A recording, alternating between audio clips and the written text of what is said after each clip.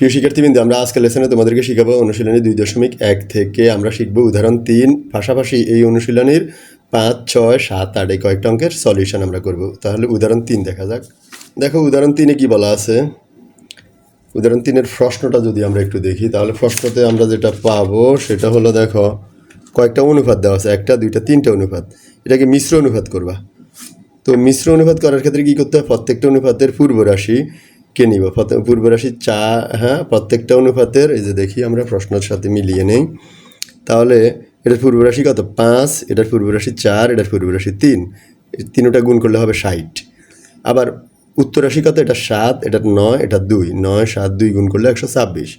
তাহলে এটা 60 এবং এটা কত, 126, 60 অনুপাত 126। এবার 60 অনুপাত 126 হলে তুমি এমন একটা সংখ্যা নিবা যেটা দুই জায়গায় ভাগ যাচ্ছে, এটা হলো 6। 6কে 60-এ ভাগ করলে হবে 10, 6কে 126-এ ভাগ করলে হবে 21। ওকে, আমরা 5 নম্বর সমাধানটা দেখি। 5-এ কী বলা আছে দেখো, কতগুলো অনুপাত দেওয়া আছে। হ্যাঁ,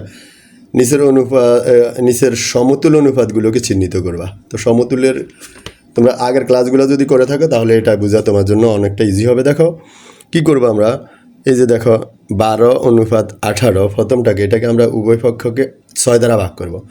6 দ্বারা 12কে ভাগ করলে হবে 2, 6 দ্বারা 18কে ভাগ করলে হবে 3। মানে তুমি এমন একটা সংখ্যা নেবে যেটা দুইটাতেই ভাগ যায়। এইভাবে সবগুলোকে কোনোটাতে 6 দ্বারা, এটাতে 5 দ্বারা, এটাতে কোনো কিছু ভাগ করি নাই, মানে 1 দ্বারা, এইভাবে প্রত্যেকটা লিখছি। লেখার পরে কী হয়েছে দেখো, এই অনুপাতগুলো থেকে আমরা যেটা পেলাম যেটা হলো, দেখো এটাকে কাটার পরে পাইছি 2:3। তাহলে আর 2:3 কোথায় পাইছি, এই যে এখানে পাইছি 2:3, এখানে পাইছি 2:3, আর পাই নাই।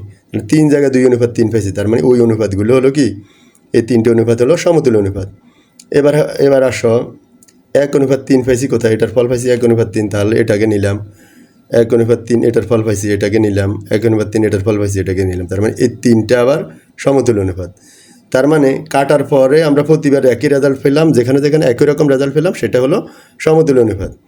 এরপরে আসো 3:2, এই যে 3:2 এই একটা, 3:2 এই আরেকটা, 3:2 এই লাস্টের একটা। তার মানে 1, 2, 3, এই 3টে হলো সমতুল অনুপাত। ওকে, 6 নম্বর দেখো। 6 নম্বরে কী বলা আছে, একটু আগে আমরা 6 নম্বরের মতো একটা অঙ্ক করছিলাম, যেটা ছিল মিশ্র অনুপাত মেবি। ওকে, 6 নম্বরে এই যে মিশ্র অনুপাতে প্রকাশ করার কথা বলা আছে।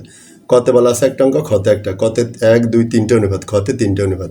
তাহলে প্রত্যেকটা অনুপাতের প্রথমটাকে বলি পূর্ব রাশি গুণ করবা, আর উত্তর রাশি হলো দ্বিতীয়টা, এই যে 5, 7, 9 গুণ করবা। এইভাবেই করা আছে দেখো, কতে এইভাবে করছি। হ্যাঁ, তোমরা দেখে নিবা। এবার আসো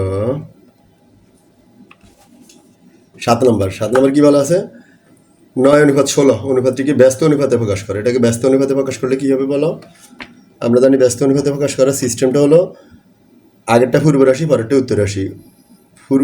পূর্ব রাশিটা চলে যাবে উত্তর রাশির কাছে, উত্তর রাশিটা চলে আসবে পূর্ব রাশির কাছে। তার মানে ইন্টারেস্ট চেঞ্জ হবে, চেঞ্জ হলে যেটা হবে সেটাই ব্যস্ত অনুপাত। কেমন? এবার আসো 8-এ কী বলা আছে, নিচের অনুপাতগুলো কোনগুলো একক অনুপাত। তো আসো এখানে 1, 2, 3টে অনুপাত দেওয়া আছে। তো আমরা দেখি এই অনুপাতের প্রথমটা বড়, পরেরটা ছোট। প্রথমটাকে বলি কি পূর্ব রাশি, পরেরটাকে বলি উত্তর রাশি। তাহলে এই যদি গঠন হয় তাহলে এটা একক অনুপাত নয়। আবার প্রথমটা ছোট, পরেরটা বড়, তাও একক অনুপাত নয়। এখানে প্রথমটা যা, পরেরটাও তা, অর্থাৎ পূর্ব রাশি যা, উত্তর রাশিও তা।